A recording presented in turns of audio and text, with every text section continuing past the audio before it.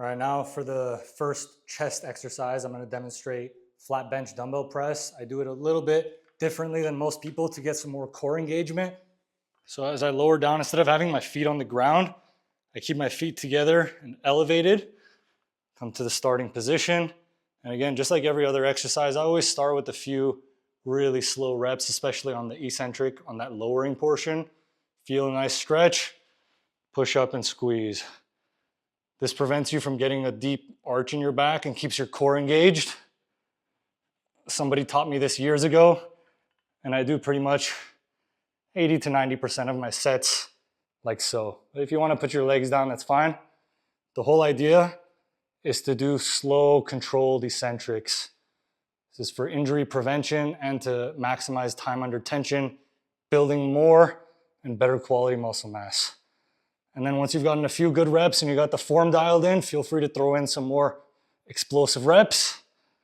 And then once I feel I'm getting close to reaching success, not failure, success is when you can't do another rep with clean form, I like to do one to three strong pause reps. I'll hold it at the bottom for like 3 to 5 seconds, perfect form, explode up and squeeze.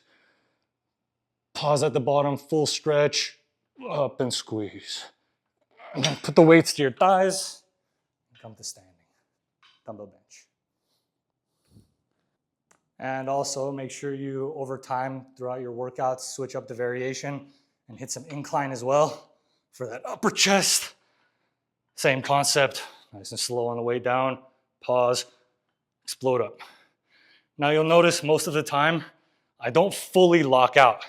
I keep the tension on the pecs the whole time, down, up to right before my elbows lock out.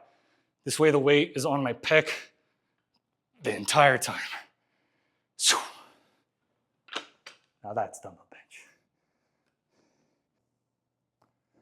All right, now one of the most classic exercises of all time, the push-up. So I'm going to show a couple different variations of this and at different angles, but there's tons of videos online about how to do a perfect push-up. This is one of my staples, and I do these like even just all throughout the day. But if you're trying to focus more on body weight, this is going to be your bread and butter here. So one thing that I do is as I go down, I don't worry about my back arching a little bit. That's okay. I'll even like look up a little bit. And as I push up, I protract my whole body and lock out the elbows. Down, slow and controlled. Arch up a little bit, look up.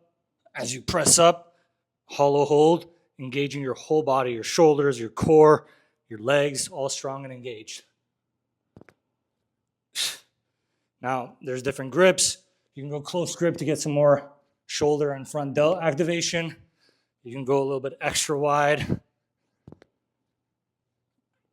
If you want to have another layer of challenge to it, you can lift up one leg, go down, keep the leg engaged, and come up. And you can switch either every rep or do like 5 reps on one side, 5 on the other side.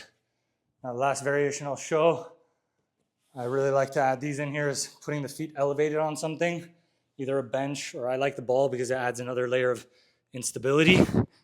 Place your feet flat, the top of your feet flat on the ball, down slow, pause, and up. So, just like with every other exercise, I do the first few reps slow and controlled. Something I've learned from some more of these like street lifters, they really swear by partial rep push-ups. So for those, you're gonna do exactly what it is, a partial rep. So instead of going all the way down, all the way up, you're gonna go all the way down, but you're just gonna come up to about here. You're not gonna fully lock out. And you can just pump these out. But I don't recommend only doing those. I mix it up. Just like I mix up the tempo, I also mix up the points that I'm focusing on the contraction to work the full range of motion. That's it for push-ups. All right, now we did the 2 pressing variations with the dumbbell bench and the push-ups. Now we want to do some type of fly variation. So I'm going to do cable flies. I like the way that the contraction is and the time under tension with the cables as opposed to dumbbells. You can do dumbbell flies or machine flies if you want, if you're at the gym. But in my opinion, the cable flies are elite. So I stand in a split stance like this with one leg in the front. First, I just do a press. And then now we'll start the flies. So eccentric, nice and slow, keeping the elbows slightly bent the whole time, keeping the tension on the pecs. Once it's maximized in the stretch, you fly it forward, and at the end you can lock out and push your pecs together, squeeze them together. Inhale as you open, exhale, fly. Now, let's say you're getting to a point where you're reaching success, and it's becoming very hard to do the fly. You can do a fly negative, and then bring the elbows in and press. Fly negative, eccentric, elbows in, and press. There you go. Cable flies.